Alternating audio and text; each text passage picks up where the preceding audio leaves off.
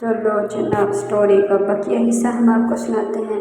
वो बंदे के पास आती है फाखरा और उसको कहती है कि जी मुझे ठेला दे दे। तो वो कहता है बहन मेरी, तूने तो पहले ही मेरा 1000 रुपया देना है, अब मैं तुझे ठेला रेंट पर नहीं दूंगा। वो कहती है भाई जी मेरा एतबार कर, जैसे ही पैसे आएंगे मैं दे दूंगी। लेकिन वो बंदा कहाँ, ज़ाहिरा उसने 4-5 दिन का तो उधार दे दिया था। वो बेचारी परेशान होके भी खड़ी हुई होती है। कितने में एक बंदा आता है और सलाम करता है और कहता है बहन जी।